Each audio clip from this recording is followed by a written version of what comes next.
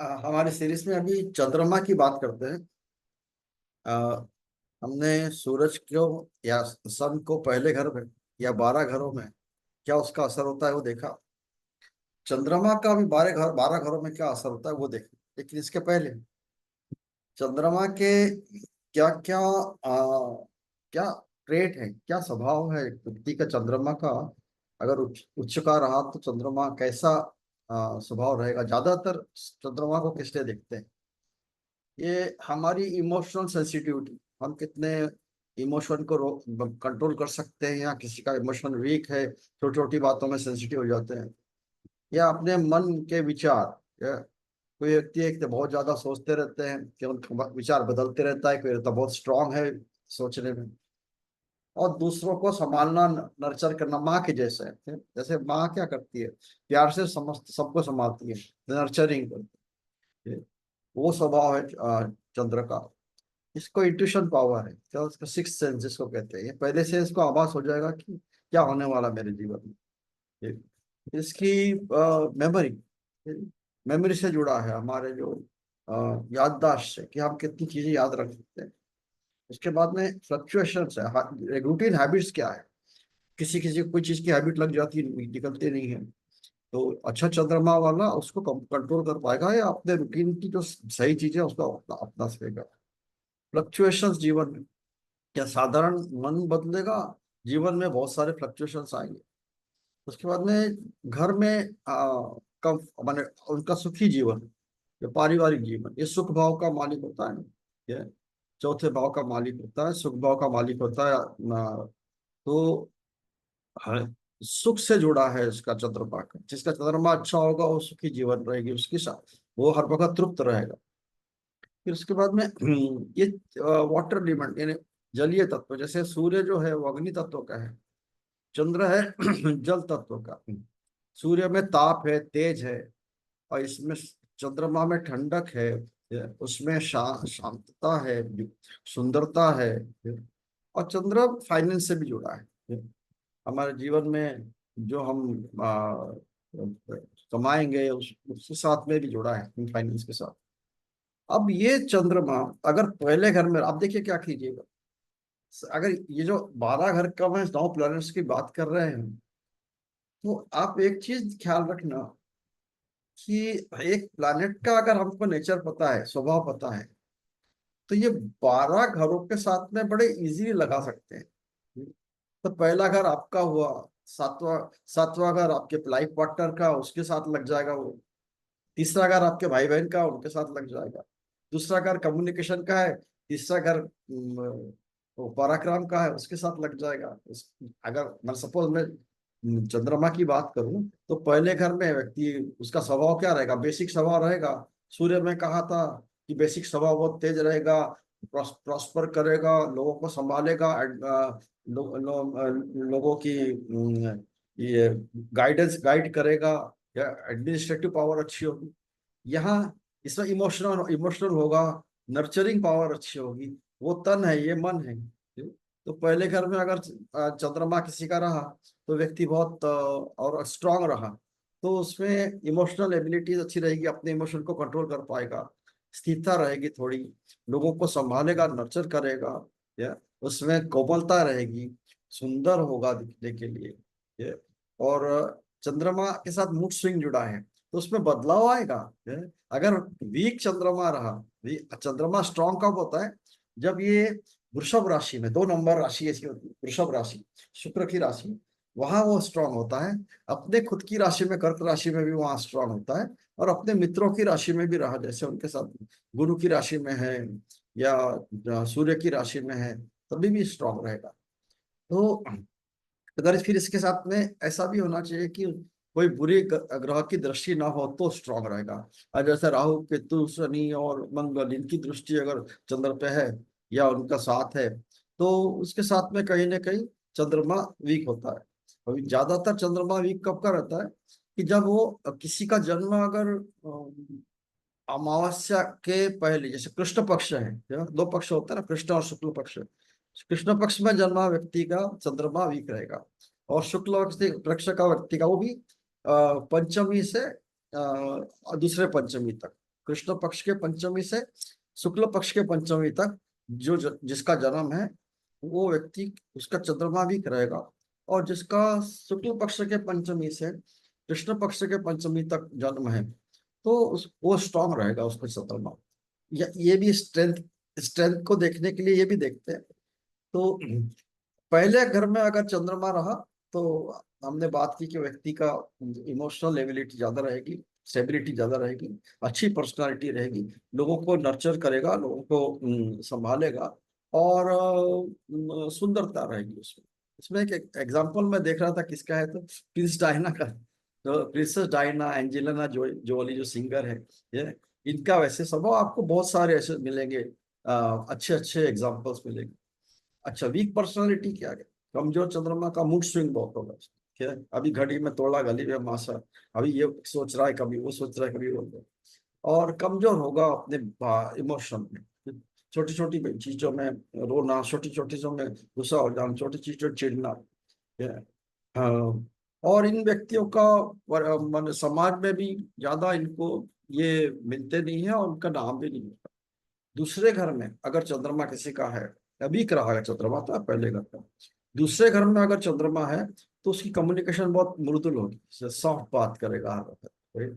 और उसमें financial stability जब रही है, उनका जो पैसा रहेगा उसके पास में हर वक्त रहेगा, वित्तीय उसकी आवाज मधुर होगी, और अच्छा पारिवारिक जीवन, है, लोगों के सबके साथ में मिलके कॉम्प्रोमाइज करके बात रहेगा। और अगर वीक रहा तो फाइनेंशियल स्ट्रगल रहेगा। अभी देखो, यही चीज स्ट्रांग और वीक में आप खुद भी अंदाजा लगा सकते हो कि क्या हो सकता है।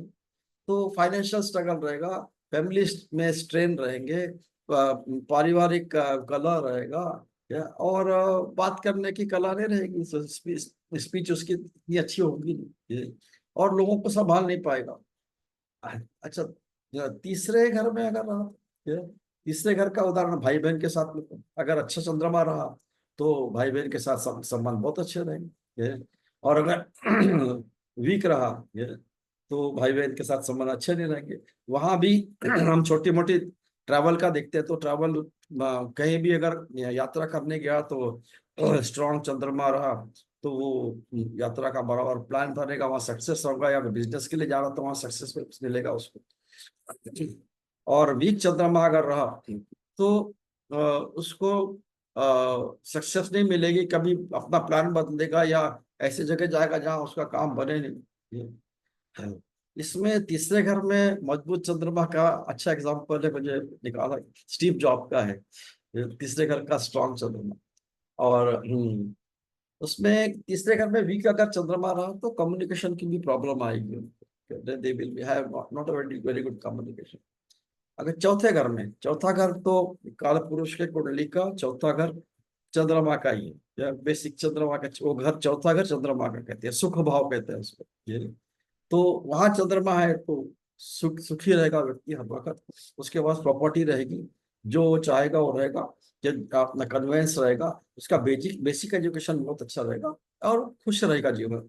और हाँ, इसमें अगर वीक रहा चंद्रमा, तो उसका जीवन इतना सुखी नहीं रहेगा, क्योंकि अब जैसे हमने पहले देखा कि चंद्रमा की आदत है कि घड़ी में तोला घड़ी में माशा, तो किसी चीज में उसको सुख नहीं मिलेगा, और इमोशनल बहुत ज्यादा होगा, प्रॉपर्टी में डिस्प्यूट्स आएंगे, उसके पास व्हीकल भी रहेगा तो क्या बदलेगा, या उसको उसमें प्रॉब्लम आ सकती है। तो पांचवें घर में रहा तो क्रिएटिव बहुत होगा, नई नई चीजें सोचेगा, और नई चीजें याद करेगा, एजुकेशन में बहुत अच्छा होगा, मेमोरी बहुत अच्छी होगी उसकी, ये है। और जल्दी सीखेगा कोई भी बात, जल्दी ये करे, ये समझ सकेगा उसको। और इसमें अल्बर्ट आइंस्टाइन का एग्जाम्पल दिया है कि अगर स्ट्रॉन्ग चंद्रमा उनका फिफ्थ हाउस में था, तो अगर वीक चंद्रमा रहा पांचवें घर में, तो क्रिएटिविटी नहीं रहेगी, और बच्चों के साथ में प्रॉब्लम रहेगी, ये, और इंट्यूशन नहीं होगा, ये सोच नहीं सकते आगे की क्या हो सकता है, ये। छठवें घर में बीमारी, अ, जिसका चंद्रमा अच्छा है, तो हाँ, उसको अगर बीमारी हुई, बिल्कुल ठंडा वंडा ज्यादा होगा उनको, लेकिन वो अपने आप को कंट्रोल कर पाएगा, उसकी इम्यूनिटी अच्छी रहेगी, और अगर उसने लोन लिया कुछ ऐसा जरूरत पड़ा उसको घर बनाने के लिए किसी काम के लिए तो वो वापिस करेगा। और अगर उसने कॉम्पिटिटिव एग्जाम दिया सर्विस करेगा किसी का तो वहां भी उसका स्वभाव मृदुल रहेगा।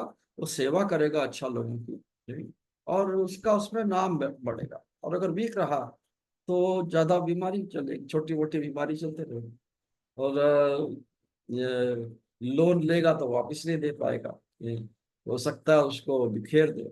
उसको कोई ऐसी लत लग जाए उस माने, छठवें घर का अगर चंद्रमा है तो एडिक्शन हो सकता है उसको किसी न किसी चीज का किसी भी चीज का। और सर्विस में भी अगर वो छठवा अगर सर्विस का है ना कहीं काम कर रहा है तो उसको बनने लगेगा वहां तो जॉब चेंज करेगा फ्रीक्वेंटली जॉब चेंज करेगा। सातवें घर का चंद्रमा है वैसे पत्नी जो है ये अच्छा चंद्रमा रहा तो पत्नी सुंदर होगी पत्नी मृदुल होगी ये उसके साथ में अच्छा जीवन यापन करेगा ये। और हारमोनियस रिलेशनशिप जिसको कहते हैं। और माने उनके उनके साथ में संबंध भी कम्युनिकेशन भी बहुत अच्छा रहेगा। और अगर वीक रहा तो कम्युनिकेशन छोटी छोटी चीजों में खिटपिट होते रहेगी। और बहुत डिमांडिंग होगी। और किसी चीज में संतुष्टि नहीं रहेगी उनकी। आठवें घर का चंद्रमा आठवें घर का चंद्रमा वैसे अच्छा नहीं कहते हैं। आठवें घर में चंद्रमा रहा तो लॉन्ग टर्म बीमारियां चलती रहती हैं इनकी। हार्ट का ट्रबल चलता है। हम चौथे घर से हम हार्ट भी देखते हैं तो हार्ट का प्रॉब्लम भी रह सकता है। और लेकिन अच्छा रहा तो उसका ने इंसाइट किसी चीज में गहराई से जानना किसी चीज को वो गुणता आ जाएगी। इसलिए वो रिसर्च करे तो उसके लिए बहुत अच्छा है। ये वो किसी चीज को अगर उसके जिसको हम गुण विद्या कहते हैं जैसे अगर एस्ट्रोलॉजी सीखे या कोई ऐसी चीजें सीखे जो कि वो क्लेरिवेंट साइंस कहते हैं जिसको तो उसमें उसका सक्सेस होगा। उसमें हो सकता है मंत्र मंत्र शक्ति मंत्र विद्या अगर सीखे तो उसमें अच्छा होगा। और अगर नहीं तो अगर वीक रहा चंद्रमा वहां तो वो बहुत भावनात्मक रहेगा। उसको बीमारी रहेगी हर वक्त टांगों में। और वित्तीय अस्थिरता रहेगी ज्यादातर ये फाइनेंशियली ये रहेगा। और उनके संबंध नहीं रहेंगे अच्छे माँ के साथ में। तो हम आठवें घर का चंद्रमा बहुत ज्यादा अच्छा दिख रहा है। नौवें घर का चंद्रमा जो है इसमें ये धार्मिक होगा बहुत आध्यात्मिक झुकाव रहेगा इसके जीवन में काफी। और अच्छा भाग्य रहेगा उसका। प्लस वो दार्शनिक होगा फिलोसोफर अच्छा होगा। ये, अगर वीक रहा तो उसको विश्वास ही नहीं रहेगा किसी चीज में।